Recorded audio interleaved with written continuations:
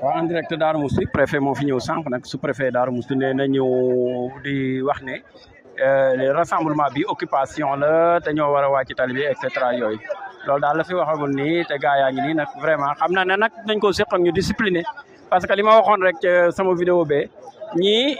yoruñu yat yoruñu xeer ay xasiday Serigne Touba yi la ñu yor ku ko weddi nga déglu nii mi ngi nii waaw.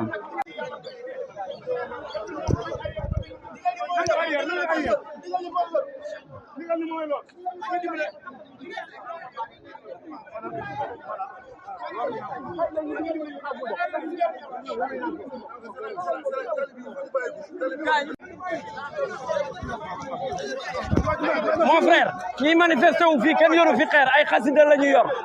ay xasaayid la ñu yor waaw fii kenn yoru fi xeer ay xasida la ñu yor waaw nañ bàyyi seen ñi ñuy def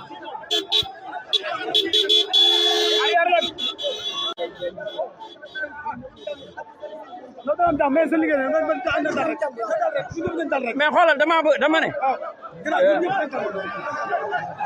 saa yi ngi nii di dem Cheikh Faye nga na lay di dem waaw Cheikh nga na le ña nga na lay dem ña nga na le saa yi nga na la ñuy yóbbu waaw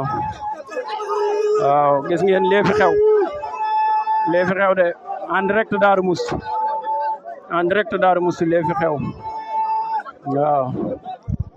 en direct Darou Mousty lee fi xew gis ngeen waaw en direct Darou Mousty lee fi xew de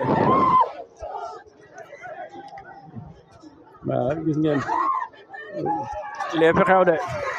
waaw lu ne dañ nañ ko ci yóbbu nañ Cheikh Faye ak ña ca des waaw lee fi xew Darou Mousty en direct waaw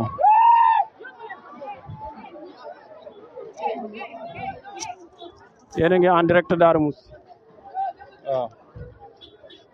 filmé wu ma la de filmé wu ma la toxoo maa jóg waaw fii ay xasida moo fi doon jóg avant yéen ay xasida rek lañ fi doon jóg moo man filmé wu ma leen toxu leen maa jóg waaw fii daal mi ngi nii lee fi am en direct Darou Mousty waaw waaw lee fi am gis ngeen gaa yaa ngi nii waaw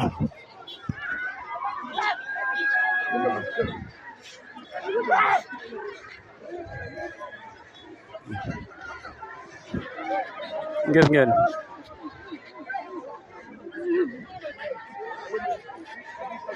waaw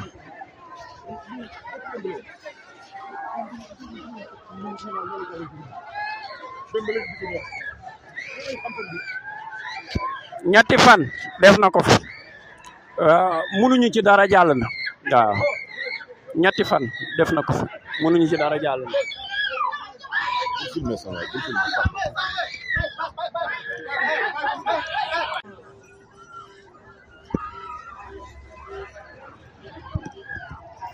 lee fi xew daaru lu garaaw vraiment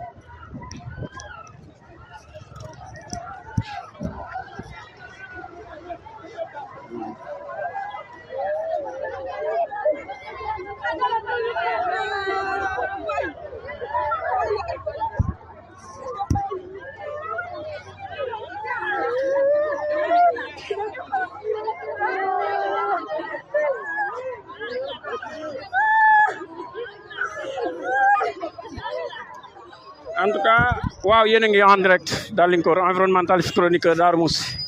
lu fi musta am daal la parce que defeere nañ Cheikh Faye malgré ñetti fan yi mu fi def yëpp waaw ñetti fan def na ko fi ñëpp jàpp na fi lay jaari ñibbi këram defeere nañ ko waaw